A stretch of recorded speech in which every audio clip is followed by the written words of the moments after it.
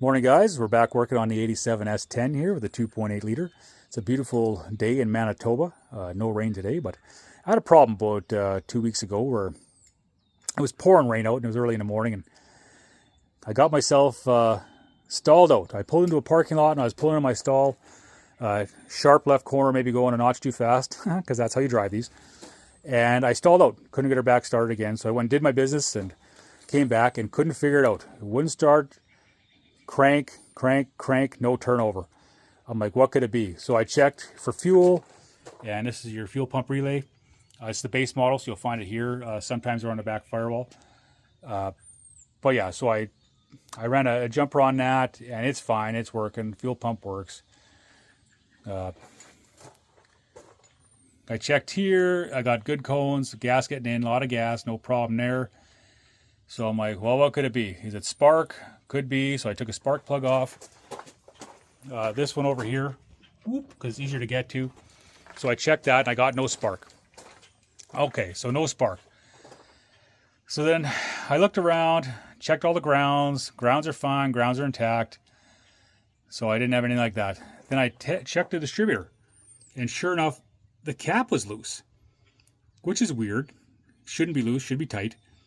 So when I got this truck, I probably got it 2 years ago, but it's been running fine. You know, I bought it off at an estate sale. The old man that was working on it tuned up the engine and unfortunately died. But it allowed me to buy this truck. So this truck's been running with zero issue since. But what I did notice is that cap was loose. So because of that, I'm like, okay. So I popped it open and took it out. This is the part number you need, just so you know, for a new distributor cap, Blue Streak DR457. Anyway, so let me one-handed here on it. So I popped that out. This is the cap. Filthy. And you'll notice right here, cracked. And you got a crack kind of starting there. So I took it off, it was fully loose, but look at the crap in here. Like, that's supposed to be sealed. It should never have this much dirt in it, dirt and grime. So that was part of the problem. So I took a look at that. And then I went and looked at the rotor, which is, again, a Blue Streak part, DR320. Rotor looked like this. I was like, oh, shit. Okay. So, replace the cap, replace the rotor. Still nothing. Turns over, won't start. So that led me down. Well, before I get there, I guess I say I also replaced the ignition control module, part LX325, and that's like $70 in Canada if you find the right place, and that's a standard motor part. Because I've had other trucks like this, and that is an issue that can cause the same problem. So I replaced that, and again, like I say, we started up, no spark. So that took me down to the coil, Blue Streak part DR37. So this is the old coil. This thing is no good. It was getting power, but not giving power back. And you can test that by using the center line here. And you put your tester in it, your light tester, and have someone crank the engine over. And you'll see if it gets any power or not. Oh, sorry, well, you do that, but you got it plugged in, you go in down here. Anyway, so it was getting no power out. So you can't start an engine like that. This is the new one. It's just in here for test purposes. It's not fully mounted. But I just wanted to mention that when you're replacing this, like I have this part in here, like this gray plug. Not a very good part. That one came off Amazon. And it is junk, but it works. I'm going to replace it with this one, though.